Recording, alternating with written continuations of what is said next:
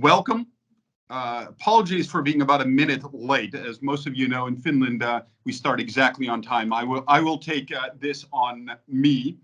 But welcome to this event on America's best defense strategy in an era of geopolitics and great power competition. I'm Charlie Sloanis-Pasternak. I'm the lead researcher at the Center on U.S. Power and Politics here at FIIA. But I really want to thank Maiju Hinsberg, because without her, in fact, this event and basically all that COST does would not happen. So thank you, Maiju, for that. In terms of admin, before we get started, please start writing in your questions, even right now, into the chat. I will then collect them from there. And without further ado, I'll just do quick introductions. And no one came to listen to me. And you can all read, so I'm not going to read off the entire bios. But I do want to say thank you very much, Elbridge, for coming here. I think the message in your book, as well as what I'm sure we'll hear today, is something that's critical for us to understand in Finland, Europe. Now, Elbridge is the co-founder and principal of the Marathon Initiative. He's also was director of the defense program at CNAS, which all of us probably know, Center for New American Security, and the Deputy Assistant Secretary of Defense for Strategy and Force Development, where he led the DoD's National Defense Strategy, or was a lead official for that. And I'm sure a lot of that work can be seen in the book. We'll put a link to it in the chat. As I said, I think the questions are central, even if it seems that Asia sometimes is quite far away, because there are certainly parallels we can also see in Europe. After Elbridge is done talking, maybe 20, 30 minutes, we'll have Finland's version. That is Pete Piirainen, who we're fortunate to have as a visiting senior fellow here at FIIA. He's on loan from the MOD, but he's had various positions over his career at the Finnish MOD and the MFA, among them being defense counselor in Finland's representation, both in the EU as well as Washington, D.C. Now, he's going to take in what we hear first and try to reflect on it through a kind of a Finnish perspective or lens, and maybe look at some European implications too. All that said, please start typing your questions into the chat, and take it away, Elbridge. Great. Well, thank you so much, Charlie. Thank you to Marie-Louise and the Finnish Institute of International Affairs for this generous invitation. It's really a pleasure to be here, and thanks to Pete. I look forward to the discussion. I also want to thank another former Finnish defense counselor, Rasmus Hindren, his review of the book in Finnish. It was really an interesting and sophisticated take. So thank you all. Look forward to discussion. I'll, as you said, Charlie, I'll try to keep it on the shorter side. So, maybe provoke some discussion and questions. So there is time for the discussion. I certainly very much want to hear Pete's responses. But I think, what I would say is I wrote this book.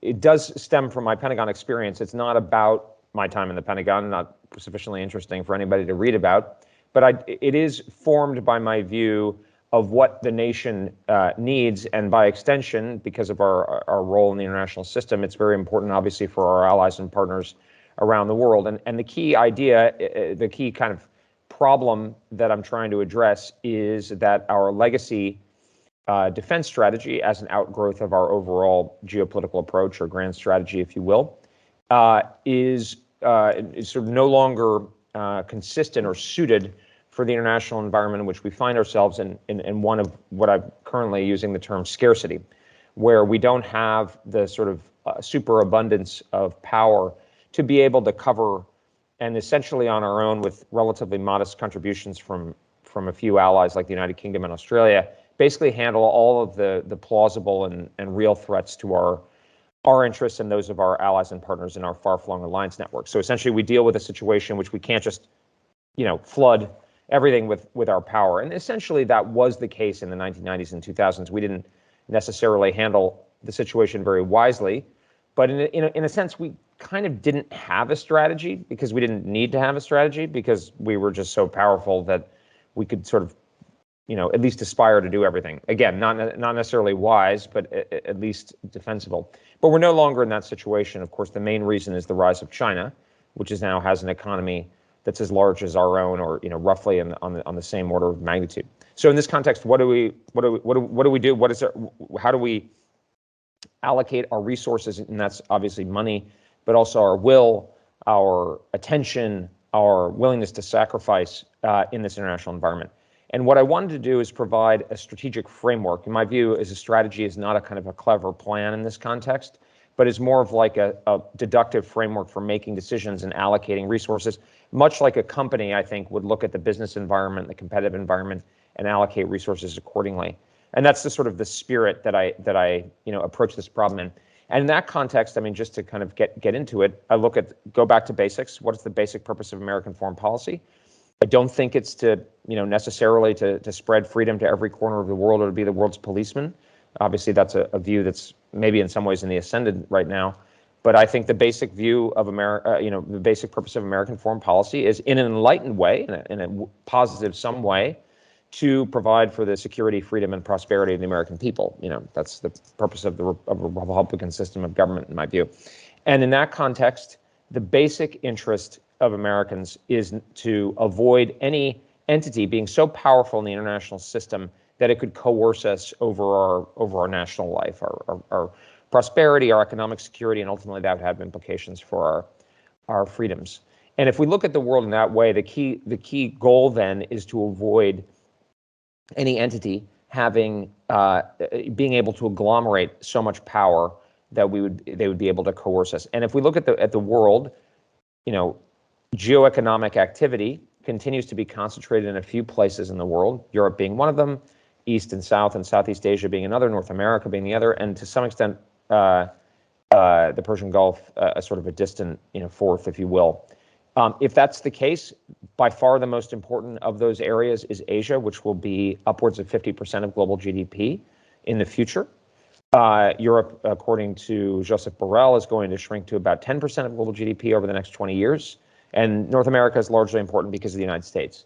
So if we look at that, and then we look at what are the entities in the international system, well, the ones that really matter are states. There's a lot of faddish talk about non-state actors, but at the end of the day, states are the ones that can agglomerate power in a meaningful way, sort of by definition.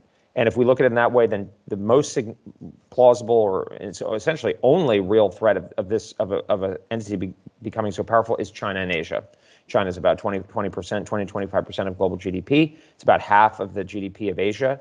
And it's a very strong state, and we see that happening. So deductively, our cardinal interest must be in denying China a sort of hegemonic position over Asia. I think the Chinese understand that direct imperial control in this time and in human development is not very advantageous, but a sort of soft imperial control. I don't even like the word imperial. I prefer hegemonic.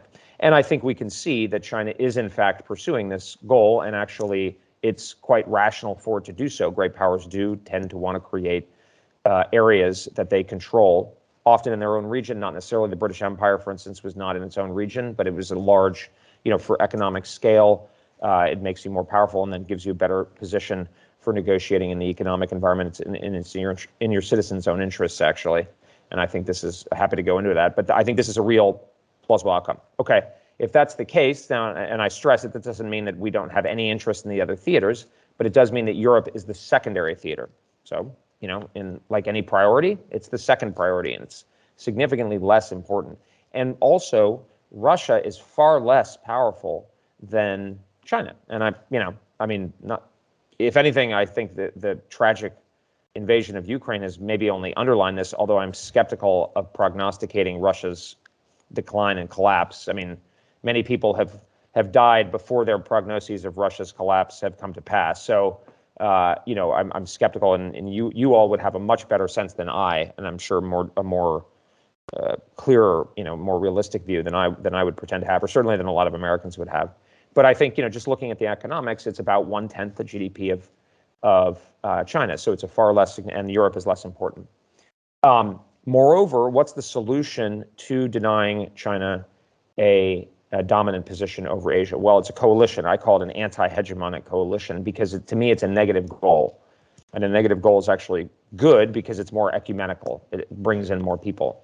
I was saying this, I very strongly disagree with the president's approach, President Biden's approach, that we are in a sort of a epic existential clash between democracies and authoritarianism, and I'm happy to get into that. I don't think that's the right frame for multiple reasons for American interests, but one of them is that we want to be able to work with whatever country shares our goal to deny China regional hegemony. Some of them are not democracies, like Vietnam, or frankly, any of the ASEAN countries are not, at least according to standard metrics, perfect democracies, whatever that is. And even India, is criticized by many in that world. So we want to have essentially an anti-hegemonic coalition that, in the classic way, will stand up to China and prevent it from attaining its goal. That the purpose of that is not to regime change China or turn China into a pliant state. It is to create a stable balance of power where China will not have a dominant hegemonic position, but will have to negotiate. And just to kind of touch on the Europe question, our goal is the same in Europe. It's an anti-hegemonic coalition. But, a couple points. One is we already sort of have that with NATO and partnerships like with Finland and Sweden. But the good news in Europe, and we can actually see that happening right now, is that the anti-hegemonic coalition in Europe is far stronger than Russia is. I mean, several times stronger in economic terms, and even if you factor in military power.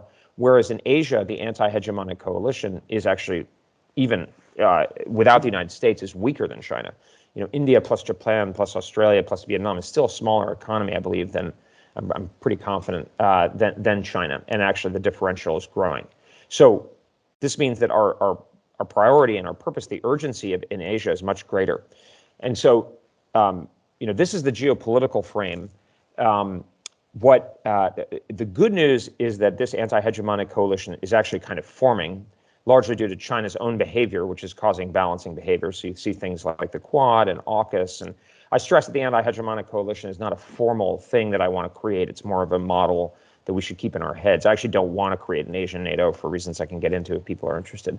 But that's good. But the problem is that China actually has a strategy, or plausible strategies, to work against that. Obviously, strategy is never final. It's iterative, and Beijing has a means to go after that. And what I think of it is what you might call a focused and sequential strategy. So if I'm thinking from Beijing's point of view, and in the book I really try to think about it from a kind of what's Beijing's best strategy in a kind of deductive way. Well, if I were advising Xi Jinping, I would say, we don't want to get into World War III. We don't want to repeat what Hitler did and bring everybody against us at the same time by declaring war on everybody. Instead, what we want to do is something more akin, my favorite historical analogy, I'm sure there are other good ones, is the Wars of German Unification, is to have focused and sequential actions that, in a focused way, keep the costs and risks narrow for China, and then sequentially achieve our goal. So in the 1860s, it was to unify Germany. In Beijing's case, it is to essentially collapse or weaken this anti-hegemonic coalition. And Beijing has a number of ways of doing that, and I think its preference, of course, is following the same logic, is to keep it non-military, if it possibly can, right? Is to avoid the costs and risks and opprobrium attendant to starting wars. And in fact, I think this is what China is trying to do. So China is using its economic leverage against, for instance, Australia right now, and has used it against almost essentially every other country in Asia at some point or another to try to break apart this coalition. So the good news is that actually I think China is finding this to be ineffective. So Australia actually has moved in the opposite direction that Beijing won. Instead of kowtowing, if you use the traditional term, Australia has gone even closer to the United States and has signed AUKUS and has done a whole bunch of other things. So, and actually, I think this accords with our own experience of the limits of economic sanctions. So this is good news. The bad news is China has yet more quivers or arrows in its quiver, if you will. And this leads us to the salience and appeal of the military instrument. And this is a defense strategy book, so I'm focused on the military. But I do think that we and certainly in the United States, still, probably in Europe, maybe as well. Although perhaps Russia's invasion of Ukraine will change this. But I do think we tend to underestimate the appeal of the military instrument for a country like China, which is to say, at the end of the day, I'm a realist. And as Chairman Mao said, power comes out of the barrel of a gun. If you really want to coerce somebody, there's nothing like lethal force. And if that's the case, the most effective form of lethal force is the direct application to forcibly subordinate somebody. As Napoleon said, if you want to take Vienna, take Vienna. And this is, I think, the issue that we are now facing, which is if China's seeing the limits of its economic sanctions as a strategy, it can accept that it will fail on its goal of regional hegemony, or it can try to use the military instrument. And if it's going to use the military instrument, how does it do so? Well, consistent with the focused and sequential strategy, I believe its best strategy is to go after vulnerable members of this anti-hegemonic coalition that are tied to the United States by some security commitment. And this is, of course, I think I'm influenced here by the reaction to Russia's behavior over the last decade, which is actually, by going after non-NATO members, it's actually strengthened NATO and indicated that Russia is deterred by that. And so if I'm Beijing, I don't make this mistake by going after Laos or something, and then by basically driving people towards Washington. Instead, what I do is I go after, above all, Taiwan, but possibly in the future also the Philippines.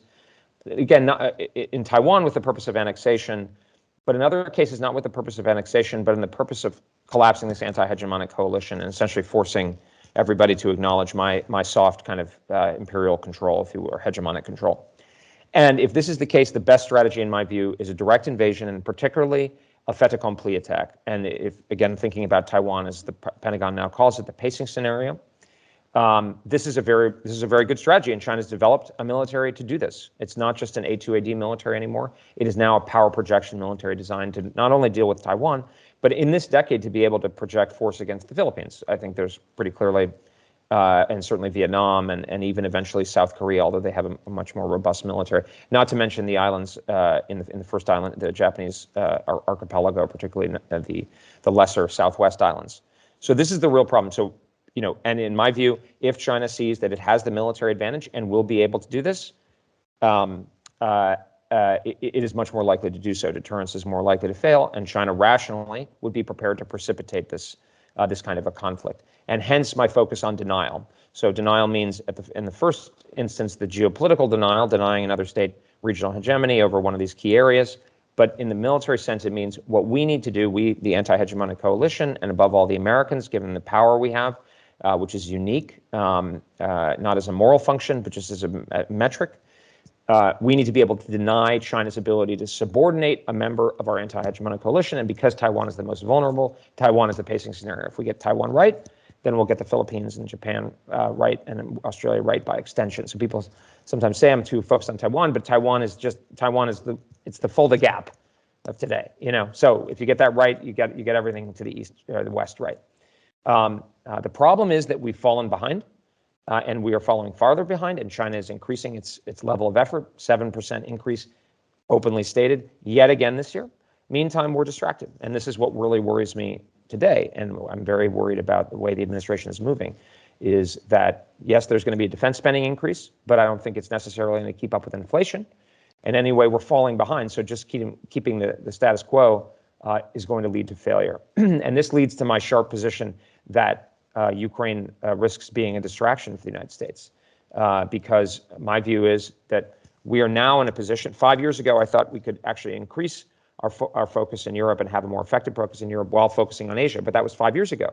Strategy is not final. It's a dynamic assessment. China's all the more powerful and dangerous, and according to Admiral Davidson and others, we're now actually within the window where they might decide to invade Taiwan. The Taiwan defense minister said it could happen even now. And certainly by 2025. And of course, as Pete knows, 2025 is today in defense planning terms, or actually it's yesterday.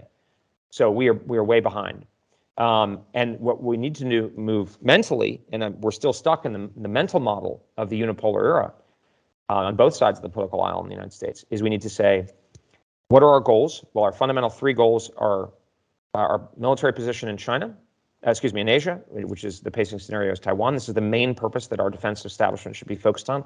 And there are noble examples trying to do this, like General Berger, the Commandant of the Marine Corps, Secretary of the Air Force, Frank Kendall, Assistant Secretary of Defense Eli Ratner. These people are locked on, but there's a lot of others, and the broader establishment foreign policy establishment is not, political establishment, is not sufficiently focused.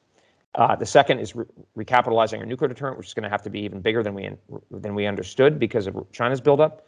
And then finally, a low-cost counterterrorism. And then as a fourth goal, if the American people want it, which I think they do and should, is to be able to contribute to a European defense, European NATO defense, where the Europeans bear the primary responsibility for the conventional defense of Europe. And the U.S. focuses largely on the nuclear deterrent, globally deployable and fungible assets like space and cyber, as well as some more limited contributions than we have traditionally made. This is not the mindset I'm seeing right now, which is disturbing because this is essentially, to me, is probably a kind of a sleepwalking into disaster in the primary theater. The primary theater being Asia. As Churchill said, if you get things right in the decisive theater, you can put everything else right afterwards again. So that's the sort of the mindset. So maybe with that, Charlie and Pete, hopefully that's enough to start the conversation. And again, I really want to get into the discussion. So thank you. Great, thank you very much. Yes, lots of food for thought, for me at least, but I'm going to skip directly to Pete. You take over the commenting. Thank you. Thank you, Elbridge. Thanks for your opening remarks. I have to say that your book is interesting read for a Finn for two reasons. First of all, I don't think such a book has been written in Finnish, so the sort of the theory part of your book is really interesting. And second of all, we in Helsinki and in Europe need to understand what are the priorities in Washington. Finnish-U.S. bilateral defense relationship has grown since 2014, and I think one reason for that is that we have understood U.S. priorities, and after that we have been able to identify our common interests, and that has been sort of the foundation for our bilateral relationship. And when we have built that foundation, it is easy for our presidents to organize a meeting with a 1 week notice. So I think that's important for us. The book review written by Rasmus Hindren has already been mentioned, but I would like to mention that there's now a link to our Finnish-speaking audience, so you can read Rasmus Hindren's comments on the book as well. Today, I would like to make two sets of comments. My first comment is mainly dealing with Finland. What is the best defense strategy for Finland? Same question you had for US. And my second set of comments deal with the current war in Ukraine and some lessons learned. I'm sure you have thought about that in detail already. But let's start with what is the best defense strategy for Finland. In my view, small countries do not have grand strategies or defense strategies in the same sense as great powers. We do not try to save the world or create a new world order. We concentrate on how to survive and how to prosper. And to illustrate this, or the Finnish case, I have chosen a quote from your book. You wrote, "A state can muddle through without the conscious strategy when the consequences are minor, when others determine its fate, or when it is already servant to an existing strategic framework." And in my view, Finland has lived through all these three different scenarios. First of all, when others determined our fate, I think that was the post-World War II scenario and Cold War. When consequences have been minor, I think that describes well the post-Cold War world. And when we are part of an existing strategic framework, I think that's Finland as member of the EU. And even though these different periods have been quite different for Finland, our defense policy has always remained the same. Three cornerstones: defense of the whole country, conscript service, and military non-alignment. And now that we are entering period of great power competition. I think this is the first time that we are now witnessing a real discussion about fundamentals of Finnish defense and Finnish defense strategy. And the coming weeks will show if Finland will apply for NATO membership and abandon military non-alignment. So that's some ideas that I got from your book, Thinking About Finland.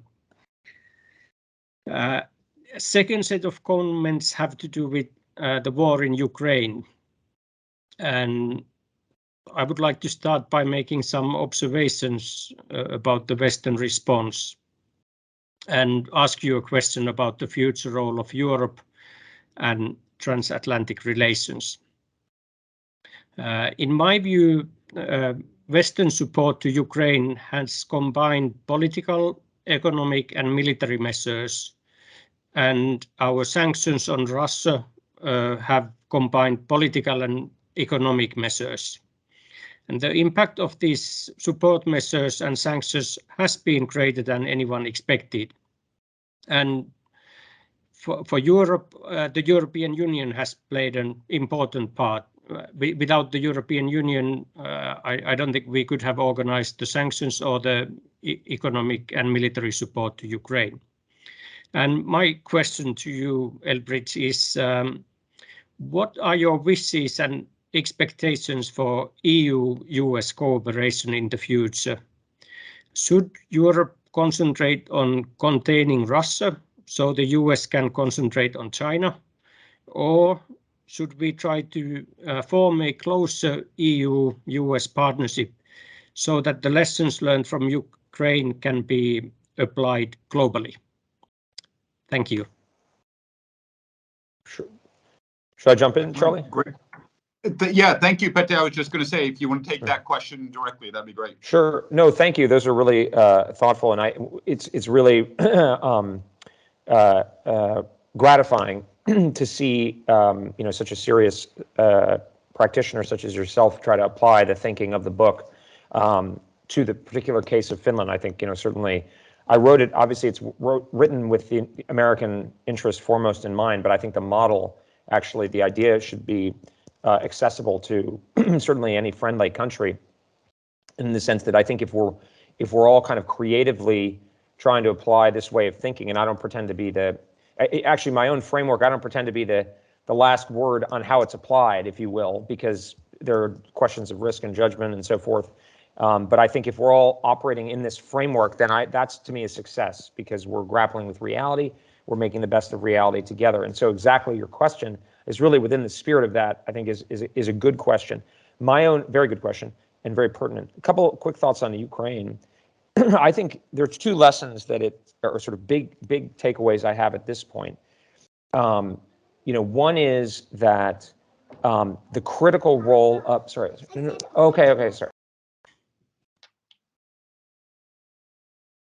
An experience all of us are guaranteed to have had in the past few years. So, and it's an excellent example of correct prioritization, I think, also. I'm so sorry. So sorry about that. He's no, that was the correct so much for my deterrence. Apologies, but I think there are one in Ukraine is the critical role really of denial, and I think this is being lost a bit in the broader transatlantic conversation in particular. I mean, I was struck, for instance, that the president said we are in a battle between democracy and authoritarianism, for instance. Well, I mean, I think the Russians would be at the Western border if they faced even these crippling sanctions and the international condemnation, which is largely concentrated in Europe, of course. What is stopping the Russians is the denial capability of the Ukrainians, which is, of course, supplied by Western arms from a variety of sources. But that to me is the critical lesson, is not that, I mean, the sanctions have been significant and I think they play a role, but it's distinctly secondary, if not tertiary. So I think this is an important point. The second point that I take from this is that actually, if anything, and I would, as you know, I would recommend this course of action under any circumstances, even if Russia were performing better. But if anything, Russia's what appears to be its relatively poor performance relative to expectations is makes it all the more prudent for us to shift and to Asia, because I've always thought that Russia is a threat. I never argued for shifting to Asia based on the idea that Russia would be a benign actor. In fact, in a sense, the shifting may induce or may open opportunities for Russia to act in an aggressive way. And this was part of the reason why for a number of years I've been really urging the Europeans, particularly the Germans, to do more. So, but I think this is where we are, and I'm worried that we're moving in the wrong direction, because I don't think this global Cold War model is the correct one. And I think this gets to your question, Petter, which is, in a sense, I think there are two models. The administration right now seems to have the model of, I call it the Three Musketeers model, all for one, one for all. We all will see the world, if you're on our side, the same way, and we'll act together, right, in a kind of cohesive group. I don't think this is actually how the world works or will be successful, because I think essentially what we're seeing, and if you look at the countries that have sanctioned Russia, it's essentially the European countries, with a couple of exceptions like Australia and Japan, for instance. Basically, it's European countries. And when Chancellor Scholz got up and said, we are going to spend more on defense, he said, we're going to do so basically because we feel threatened, and that the European countries feel threatened. So to me, the appropriate model for us as the Americans is to work with countries primarily in their regions where their interests are most affected and their capabilities are greatest.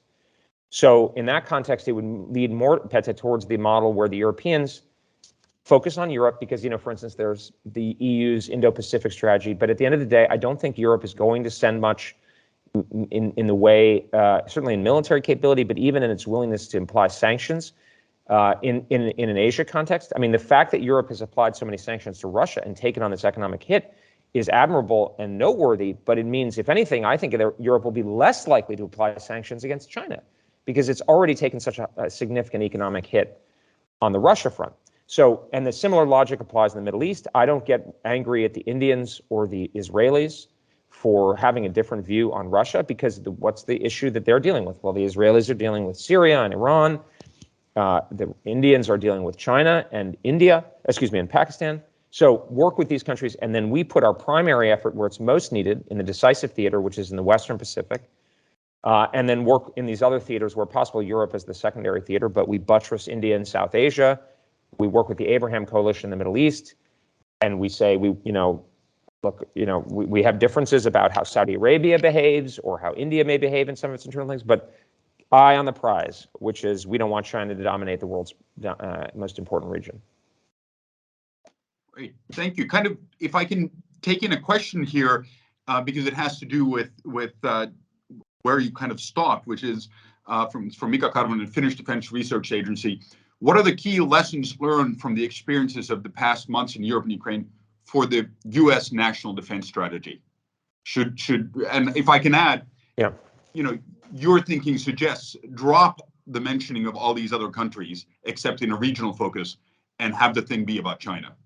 But yeah, I mean, I think it's basically the penultimate chapter in my book is basically the outlines of a national defense strategy. I think basically, if you're not working on China, Taiwan, nukes, or counterterrorism, and in a much more limited sense, NATO, then you should be doing something different in the Defense Department, and everything should be focused on that.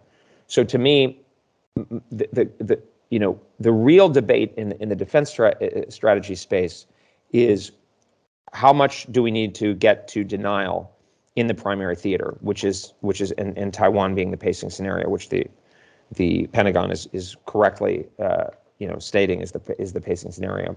What I worry about with the integrated deterrence thing, and there was an article in the Washington Post over the weekend, I thought it frankly was kind of unseemly, but I mean there's a celebratory aspect, I find, just parenthetically, about how the response to the Ukraine situation. But to me, this is a disaster of our policy. We wanted to avoid this, right? There are 3 million people, there are millions of refugees in Europe, tens of thousands of people are dying. This is not a successful outcome. We want to avoid this.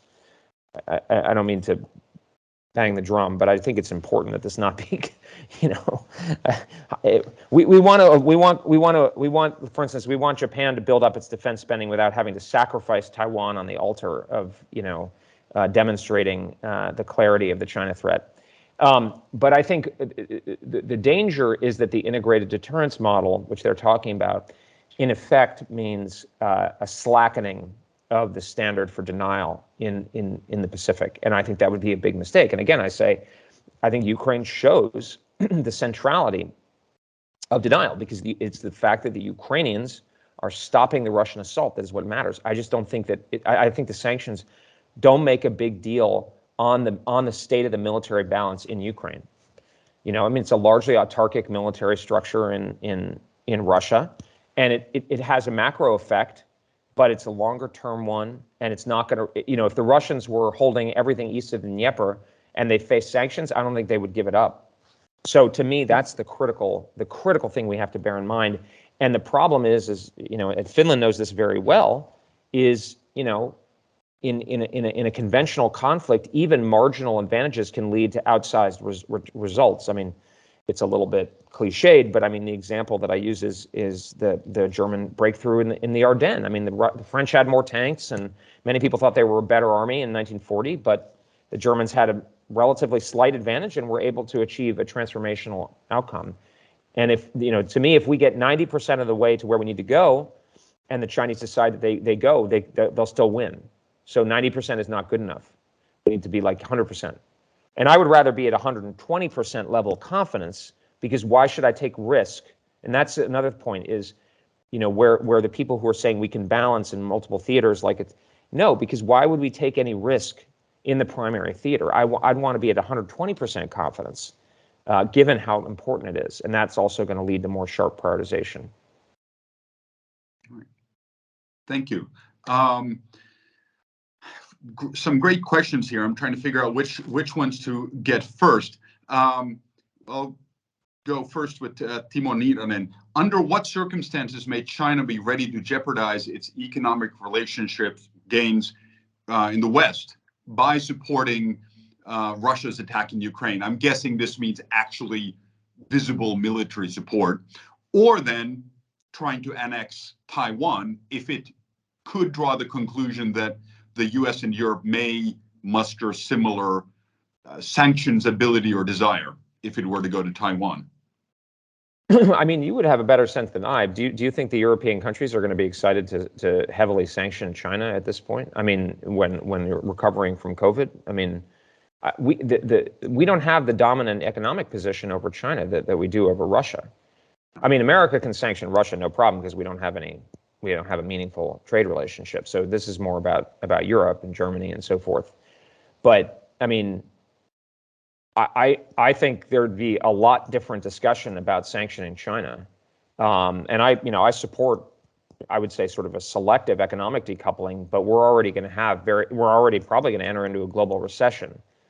So, I mean, my view is we shouldn't, I don't think we could count on the kind of sanctions to be applied against China, one, and two, I don't think they would work. So, you know, to me, this is once again reinforces the importance of military denial, because if China goes into Taiwan, I mean, this is, you know, a big part of what dual circulation is precisely to reduce the West's economic leverage over China and to maximize its leverage over us. And I mean, they have a lot of investments and I mean, look, German auto, I mean, Finland presumably is part of the broader German, you know, economic kind of, you know, sphere, if you will. And that's heavily dependent, as I understand it, on China. So, and the Chinese have deliberately been cultivating that, of course. But I think we need to understand that China is just a totally different story than Russia. And I think actually what we're seeing is consistent is the Chinese are very unlikely, in my view, to abandon Russia. They're not going to want to take public positions. You know, I mean, if I had to bet, I bet Xi Jinping thinks, well, it's Putin's fault that he didn't do this right, so I'm not going to take any political diplomatic heat. I'm not going to do any favors. But at the end of the day, we're going to give them weapons or whatever and the Russians can produce most of their own weapons. So, you know, it's probably more about economic assistance and evading sanctions and so forth. And of course, it's not just the Chinese. I mean, look at the Saudis and the Indians continuing to buy from. So I think we're at the beginning stages of a division of the world into two kind of geoeconomic spheres. I think there will be a lot of interaction across them. but basically bipolarity in the geoeconomic sphere. And if anything, these sanctions are probably accelerating. I mean, if you're a country that thinks that your central bank reserves might be frozen, you're gonna make sure that you're not totally exposed to the Americans and the Europeans, I think. I agree entirely, and I'll put him into the chat. We have another visiting researcher, Maria Shagina, who's written about this, and then Mikael Miguel, who's written a lot more about geoeconomics. Before I go to, there's 4 questions from Sarah Rosen. I'll ask one because you started kind of answering this as you focus on states as actors, I think quite rightly. Still, what role do you think the private sector, say tech, has in contributing to this American strategy? Is there an interest by this or future administrations to say, look, you've benefited enough, here's what we need you to do?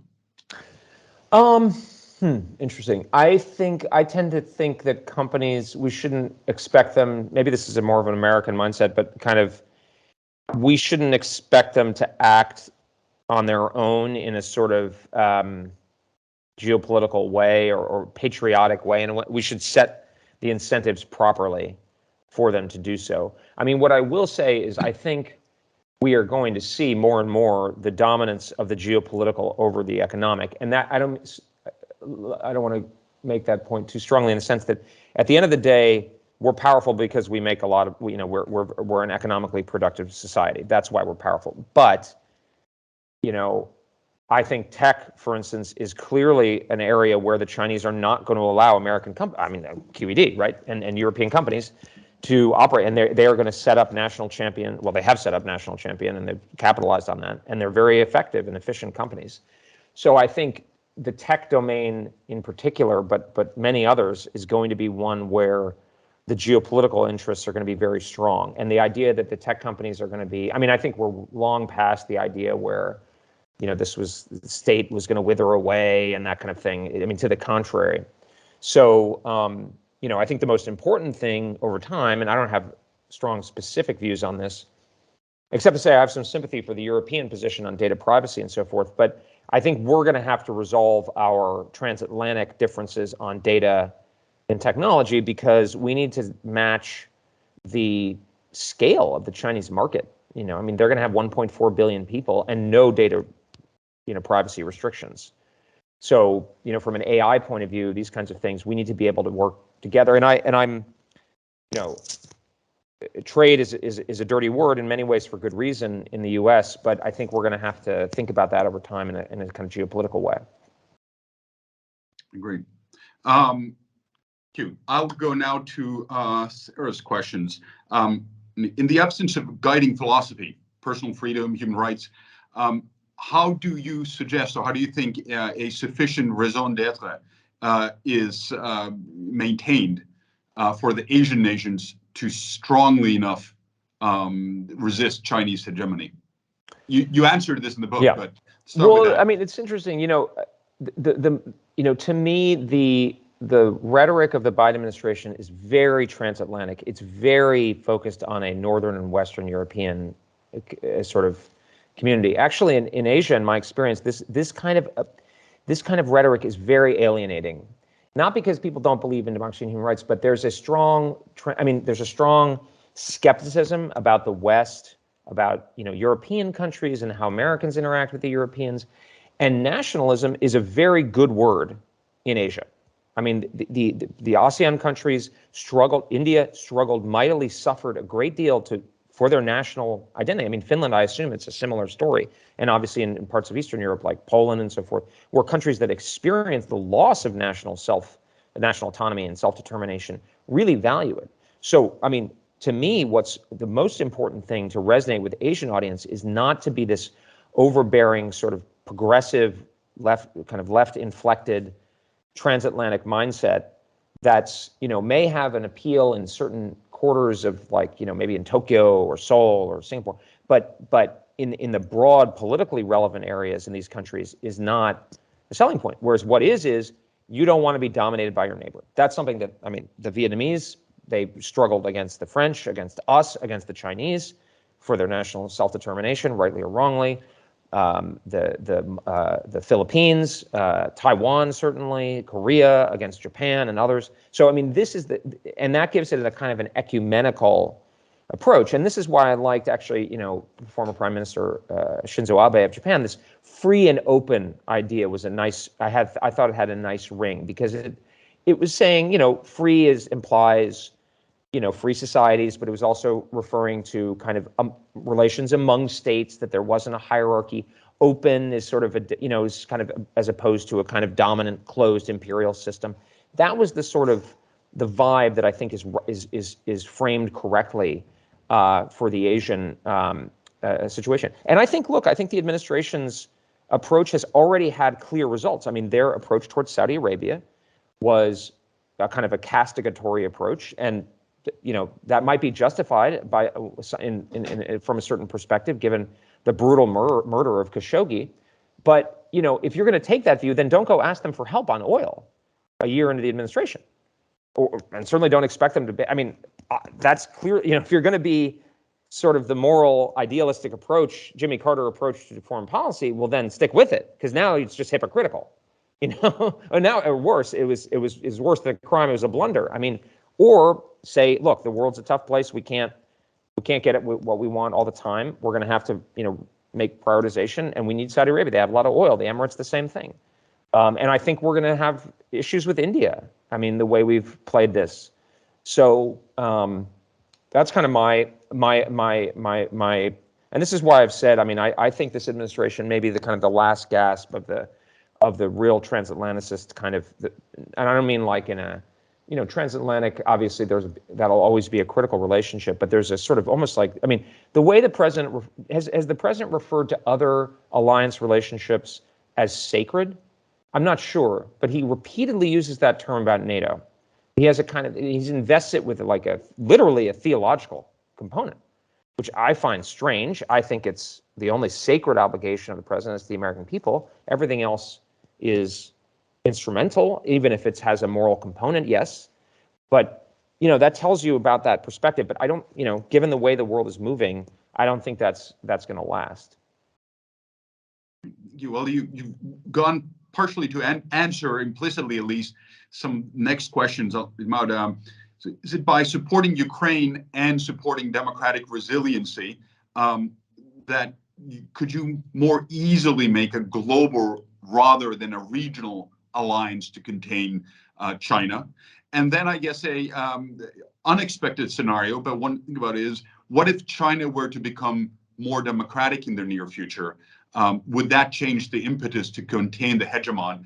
I think your book has answers to this, but the answer is no. It might help, but I think a democratic China would still be one that we would need to worry about, because it's not the ultimate sources of why China is a danger are not ideological fundamentally. I mean, let's be honest, the Americans are pretty overbearing and overweening, and we've started a bunch of wars and we boss people around and use sanctions. So if you're not on our good list, it's something to be concerned about. So, China's interest, in fact, some people think that a democratic China, I mean, the academic literature, and I'm always, it's a bit fuzzy, obviously, but that immature democracies are some of the most aggressive countries historically, Imperial Germany and so forth, Japan in the interwar period. So a democratizing China could be actually quite dangerous. So again, I think it would be easier to work out certain things, but we would still need to take a balancing approach. I don't use the term contain for a variety of reasons. Really what we want is a balance of power over time. Just on the democratic resilience, I don't think so, because I think Europe ultimately is acting because it's a perception of threat to Europe. I mean, and again, to go back to, and this is the other thing about Ukraine is look, other people know Ukraine far better than I do, but my perception is the Ukrainians are fighting for their national autonomy. They're fighting for national self-determination. They're flying the Ukrainian flag. They're not flying, I don't know, maybe some people are flying the EU flag or something like that, but it's not like the Spanish Civil War or something, and there's the Woodrow Wilson International Brigade is the one fighting the Russians. No, it's Ukrainians fighting for their hearth and home. And by the way, the most active supporter and kind of close collaborator of the Ukrainians is Poland, which was going to be sanctioned by the European Parliament, and the president himself said was an authoritarian system. So, what are we talking about here? I mean, I think there's a way the Ukraine war is being perceived in elite, and kind of social media. But when I look at it, it seems like the Ukrainians are fighting for their country, which, I mean, Finland obviously understands that at a very basic level, from the Winter War and so forth. But to me, that says, okay, people will Ukraine was not, I don't think by anybody's standard, a example of good government before the Russians, but darn it, it's their government, and they're going to fight for it. And that's the lesson to me, is bet on, national self-determination. If the Chinese cross the border again, like they did in 1979, I bet the Vietnamese would fight. I don't think the Vietnamese are going to go help the Japanese, though, or vice versa that much. Okay, great. See, there are questions and comments. I say the comment is more of a comment from Alexandra Pasternak Jackson. She's my dear sister who runs AmCham. So we have a monopoly here, I guess, on some things. But I take the point very much on the difference in investment between the U.S. and Europe contra then into China, and especially I think the point regarding traditional statistics versus then what are the kind of very much deeper intangibles that we see, which probably has something to do with also how much we can decouple and who can decouple to and whom, which in a way leads to the last question that Sarah posed. What are the key technologies and defense developments in the Biden administration that the Biden administration is not paying enough attention to, which may make dealing with China more difficult? And I will add to this, at least from my perspective, and I know Alexander and I have had many chats on this, which underlines the importance of what you referenced to also, Elbridge, of Europe and the U.S. sorting themselves out in terms of technology and some other aspects. Well, I mean, technology is obviously critical. I mean, Pentagon, the defense budget and procurement is not a highly partisan area, since it's essentially kind of a technical decision. So the debates are usually about, kind of on the margins. But so I think they're doing a lot of the right things, investing in technology that's going to make a lot of sense. I mean, I think I would just say in this context that I think areas where we can scale technology, including defense technology investments with partners, is something that we should push for. I mean, again, someone like me saying this is not as interesting because there are deep, corporate and political and other interests that don't want to relax Buy American and so forth. So it's a little bit sort of cheap and easy for me to say. But I mean, in the ideal, we would be buying, Finnish or Norwegian or, European weapons, and interchangeably we would be able to sell, and then you could achieve economies of scale, and I think this is what one of the underappreciated elements of AUKUS is the technology investments and the potential for scaling, munitions production.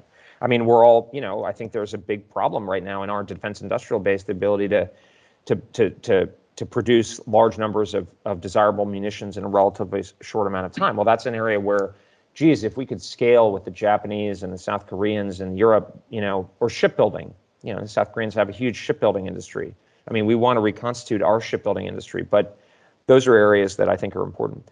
Maybe if I could, Charlie, just, as I'm conscious of, I try to be Scandinavian and starting and ending on time too. So, on the NATO issue, I mean, I think, Finland, to me, and I'm not just saying this, Rasmus and others can validate that I'm not just currying favor, but I think Finland is a model actually for what we want in our allies and partners, which is a country that has a real self-reliant, strong tradition of being able and willing to defend itself, and that's what we want Europe to move towards.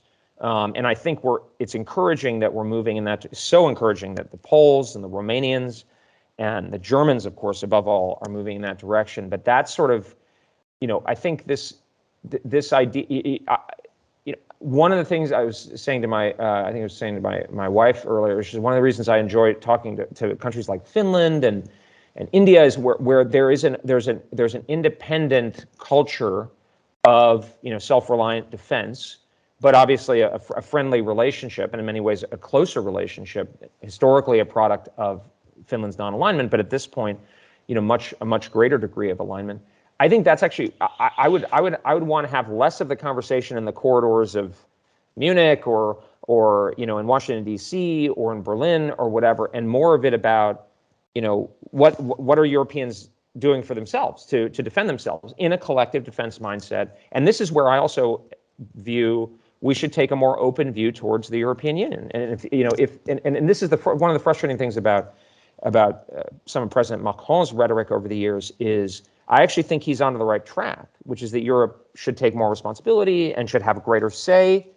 But the notion of a third pole it defeats the purpose, right? Because the idea is that we would be macro aligned on the big geopolitical issues vis-a-vis China and Russia, but that the U.S. would take a more supporting role. We would bolster Europe, help, but not so that Europe can be a third pole and then pull a Charles de Gaulle and try to bargain with the other side. That's self-defeating. Right? No, what we want is, and I think practically speaking, Europe's not going to be able to do that without American help. Certainly, it would be very difficult to have a more cohesive Europe if America views it as a potentially hostile actor. So I don't understand what the logic is in that approach. But the basic thrust of, well, okay, the Europeans are going to do more, but we want to do more in the European Union context. Okay, the Europeans, they're doing more, so they expect to have a stronger view on what the political disposition in Ukraine is, or in Central Asia or North Africa. Okay, maybe Americans should take a political backseat too, and that's sort of consistent with my view, where we are more in a supporting role than we have been. So anyway, that's kind of my So don't stop doing what you've been doing, because it's. With that message, what I should do is, of course, say, great last message, we're done. But what I need to also is a few comments by Pete, and then Elbridge, if you can just wrap up if you have any other thoughts, as well as there's one question here, which of course could be interesting. Again, your book does pretty much answer it, but do you see any new alliances that the U.S. may go through, or maybe not alliances, but something like AUKUS? And maybe that and any final reflections. But first, Pete. Thank you. Short final comment. For more than 10 years, we in Europe have heard that next priority for U.S. will be China and the Indo-Pacific region, and I think we should listen to this message. And in future, we as Europeans need to do more for our own security. And we in Helsinki must understand this as well. We are not members of NATO, but we have enjoyed the balance of power created by NATO and the US. And in the future, this balance of power will be created in a new way, and Europeans need to carry more weight.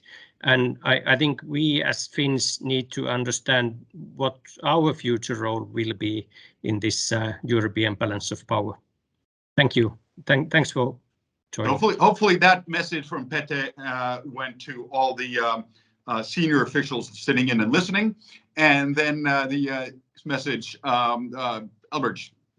Great. No, thank you so much. I mean, new alliances, I think it's, I'm disinclined to make new alliance relationships because we're already heavily committed.